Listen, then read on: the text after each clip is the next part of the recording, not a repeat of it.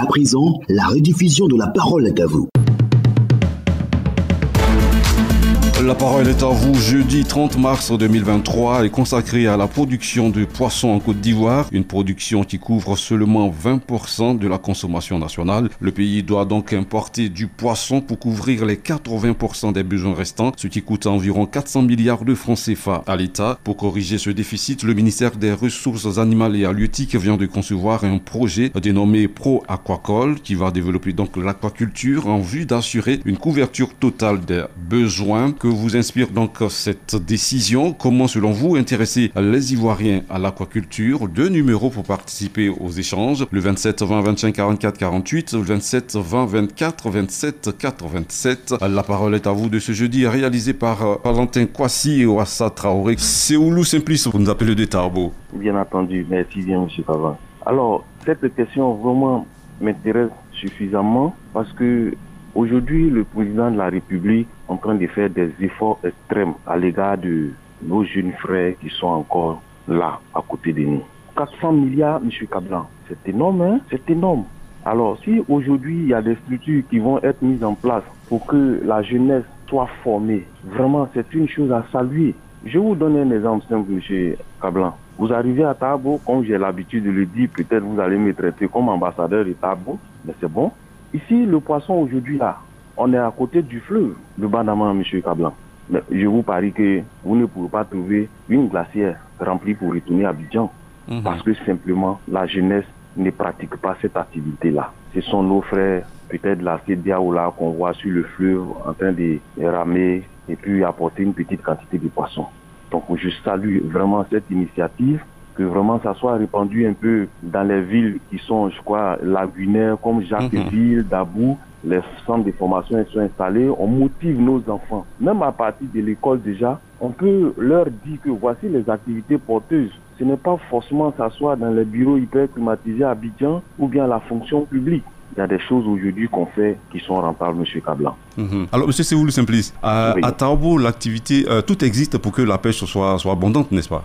Oh, si tout existe, je ne dis pas non. Rien n'existe, M. Kablan. Mais au moins, il y a le fleuve Bandama. Oui, bien sûr, le fleuve est là, mais M. Kablan, si même moi, par exemple, j'ai l'intention de faire, il faudrait que j'ai le matériel ou bien que je sache quand même ramer avec une pirogue. D'accord. Alors, le projet Aquacole englobe donc tout cela, hein, la formation, le renforcement des capacités et la formation de ceux qui vont donc s'intéresser, le développement surtout des centres de production, des enclos piscicoles un peu partout pour que cette production nationale soit revue donc à la hausse pour couvrir nos besoins en matière de pêche. Merci beaucoup, Seoulou Simplice depuis Tarbo. Bonne émission à vous, M. Merci Kablan. infiniment. Gonebi. Je suis très content de votre émission. Vous voyez, je crois que on n'a vraiment pas besoin trop de moyens même pour permettre aux Ivoiriens de s'autosuffire en poisson. Hein.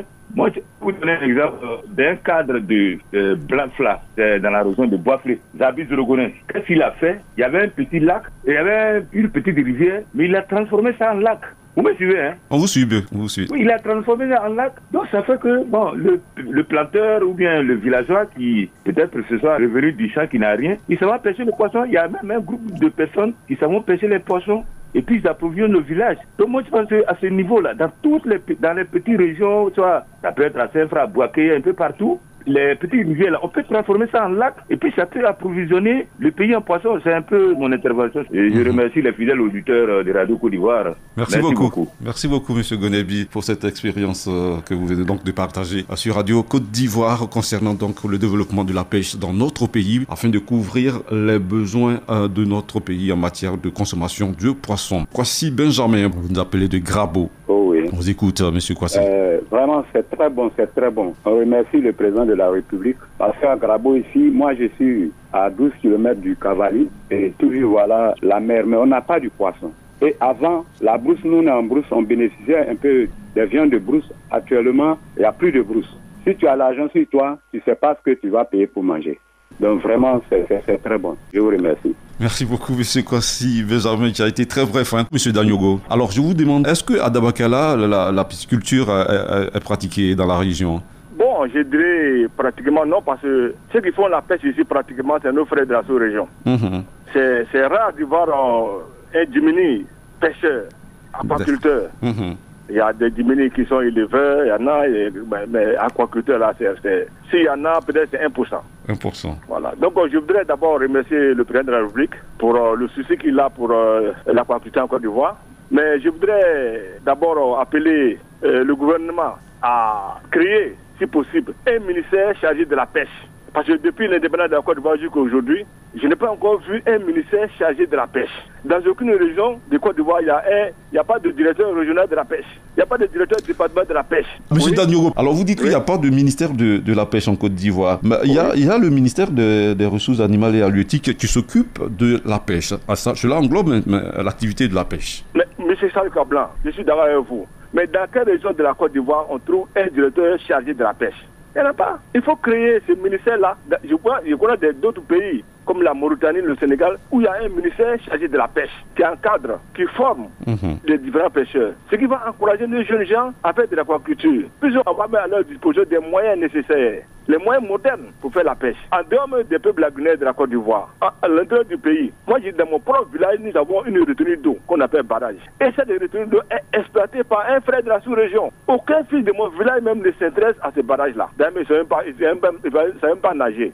Donc, le président de la République, je pense qu'il faut créer, même si on ne crée pas un ministère, il faut mettre dans les régions des agents régionaux de la pêche qui vont encadrer ces jeunes pêcheurs-là. C'est un secteur important de devise. Le poisson nourrit son homme et c'est l'une des meilleures vitamines que nous connaissons. D'accord. M. Danyogo Yaya, je vous rappelle que le ministère des Ressources animales et halieutiques, au sein donc de ce ministère, il y a une direction de la pêche et dans toutes les régions, dans tous les départements de la Côte d'Ivoire, il y a des directions départementales, il y a des directions régionales qui s'occupent donc de cette activité. Merci beaucoup. Tibé Michel, vous nous appelez de Saint-Fra. Oui, je remercie le président de la République pour cette initiative. Vous savez, M. Charles Cablan, l'on peut créer tout ça là. Ici à Saint-Fra, on a un cadre à la retraite, le chef de tribu de Saint-Fra. Il a fait des étangs où il y a des poissons, de temps en temps, il pêche et puis il fait payer les gens. C'est une bonne initiative. Mais on a nos jeunes gens ici qui sont, je ne comprends pas, la nuit, ils se promènent pour voler les poissons dans les étangs. Sinon, moi, j'ai fait une école de pisciculture pendant 6 mois. Mais mes frères qui sont ici ne sont pas bien. Ça va casser les étangs et ils prennent les poissons dedans.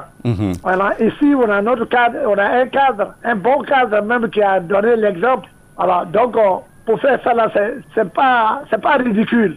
C'est pas ridicule. Mais c'est le comportement de nos jeunes gens qui fait qu'on n'a pas le courage de le faire. Monsieur Tibé. Je vous remercie. Monsieur Tibé. Monsieur. Voilà. Est-ce que vous continuez la pêche, l'aquaculture? Vous continuez? Mais j'ai dit, on a le comportement de nos jeunes gens fait qu'on n'a plus le courage de le faire. Sinon, on a des états ici. Regardez M. Zabi Zorogone à Boisselé.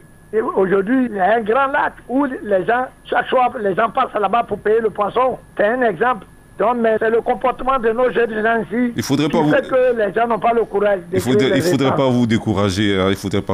Il faudrait continuer pour donc permettre à la Côte d'Ivoire d'atteindre l'autosuffisance en matière de poissons. Merci beaucoup, M. Tibé Michel. À Tafiré, toujours dans le nord, on trouve Yacouba Ouattara. Donnez-nous l'exemple de Tafiré. Est-ce qu'il y a des étangs là-bas? Tafiré, on est un peu loin. Peut-être le Bandama, il passe à quelque chose de 30 km de Tafiré. Mais ici, comme quelqu'un vient de dire, c'est les gens de la CEDEAO qui pêchent ici, là. Oui, mais ça, c'est sûr. Ils pêchent sur les fleuves qui existent déjà. Est-ce qu'il y a des initiatives qui nous ravitaillent souvent, hein. Oui, mais est-ce que... Est-ce qu'on peut, avec la population, ce qu'ils envoient là, c'est trop peu. Monsieur Yacouba, est-ce qu'à Tafiré, il y a des personnes, des privés, qui ont créé des étangs aquacoles? Oui, il y avait un monsieur qui avait fait un barrage. Bon, le barrage même maintenant n'existe pas trop, hein. Bon, avec le changement climatique, là, il n'y a pas assez d'eau. Sinon, il avait fait un bon barrage. D'accord. Bon, moi, je crois qu'avec le bandament, s'il y a le matériel qu'on vient de dire, l'argent qu'on mettra en jeu, si on forme les gens, beaucoup vont s'intéresser. Il y a beaucoup qui ont envie de faire, mais le matériel, c'est ça, et puis la formation. Sinon, comme on vient de le dire là, s'il y a la formation, beaucoup d'hommes vont rentrer dedans, et puis la Côte d'Ivoire, on pourra quand même avoir du poisson, hein.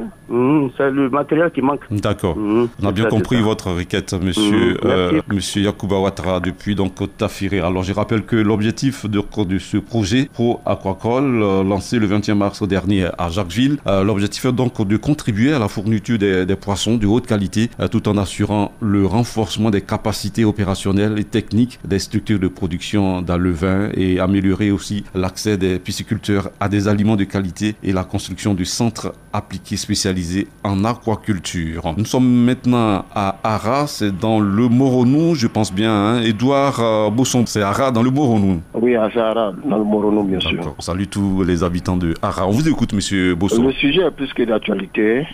Comprenez que le poisson est une denrée vraiment qui est recherchée dans le pays. Absolument, parce qu'il est riche en protéines. Sincèrement. Malheureusement, on a l'impression que l'État veut aider. On a l'impression que l'État veut aider, mais l'État n'aide pas. Comment ça? Ça fait combien de temps des organisations existent? Ça fait combien de temps les acteurs dans la filière existent, malheureusement, qui n'ont pas de soutien?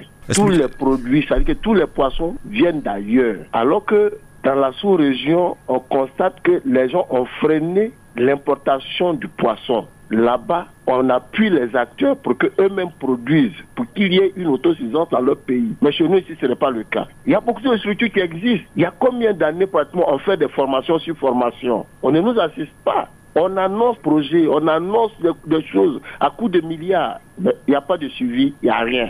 Sinon, les acteurs existent. Je prends le cas de la FAP à Bangourou. Je prends le cas de l'Aquabia à Boisseau. Il y a des structures qui existent. Les acteurs de poissons, là, les producteurs de poissons, là, on peut en compter 1000 dans le pays.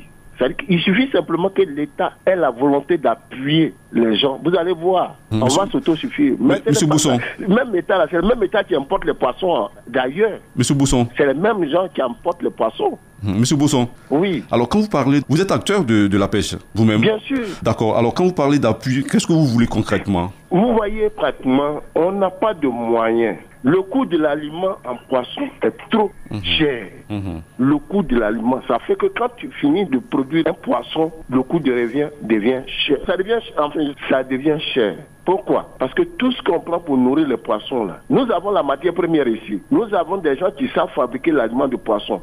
Mais il faut du matériel pour que les gens là puissent effectivement s'installer et produire l'aliment de poisson. Mais tous ceux qui nous donnent le poisson, tous ceux qui nous donnent l'aliment, là, c'est-à-dire que c'est des aliments qui viennent d'ailleurs. C'est importé. Ou bien des gens qui d'ailleurs, ils viennent s'installer et puis ça devient cher. Vous voyez, on prend par exemple Ranan par exemple. Ça, c'est un aliment dans nos poissons. L'usine est installée au Ghana. Il faut qu'on aille chercher l'aliment au Ghana pour venir mettre ça en Côte d'Ivoire. Et quand c'est comme ça, le coût de production devient cher. D'accord, d'accord. De deux, on n'avons pas... C'est-à-dire que nous avons des installations, mais ce sont des installations un peu archaïques. Il faut bien qu'on modernise ça pour que la production puisse être intense. Mais ce n'est pas le cas.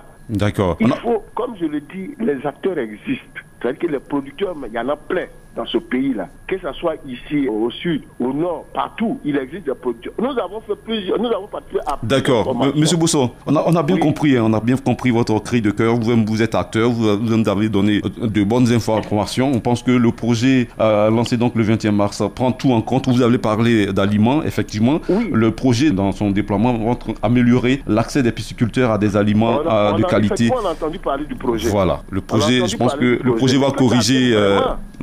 Si l'État veut savoir pratiquement où se trouvent les acteurs, il sait où les acteurs se trouvent. À tout moment, il y a des réunions sur réunions. D'accord, on a bien compris. Je pense que il y a des formations sur formations. Je pense que les autorités du ministère des Ressources animales et halieutiques vous ont bien compris et qu'avec ce projet-là, on va véritablement amorcer un développement réel de l'aquaculture en Côte d'Ivoire. Merci beaucoup, monsieur Édouard Bosson depuis Ara. Merci de nous avoir partagé votre expérience en tant qu'acteur de la pêche. Madame Ba Adeline, vous êtes à Blény-Méouin. Oui, oui. On vous écoute, Madame Ba. Non, chez nous, à Tawaké, ici, il y a un monsieur, ancien militaire à la retraite. Il a fait sa pisciculture là. Moi, depuis, les poissons sont tous morts. Là, je demande au gouvernement de venir l'aider à progresser la pisciculture pour que ça nous aide à gagner du poisson. Alors, vous pouvez dire à l'initiateur de cet enclos-là qu'il peut se rapprocher des services du ministère des Ressources animales et halieutiques. Je crois, Blény-Méouin, c'est où exactement? Blény-Méouin, c'est là. Vous êtes dans quel département? Département de Bangolo. Bangolo. Je pense qu'il doit y avoir une direction départementale du ministère des Ressources animales et halieutiques, soit à Bangolo ou bien dans la zone à Diglo et autres. Il peut se rapprocher donc des services de ce ministère-là pour pouvoir avoir les informations nécessaires pour pouvoir l'aider donc à reprendre son activité. Merci beaucoup, Madame Ba Adeline. Vous êtes la dernière à intervenir donc ce jeudi. Merci à tous et à toutes. On se retrouve demain pour un autre sujet de La Parole est à vous.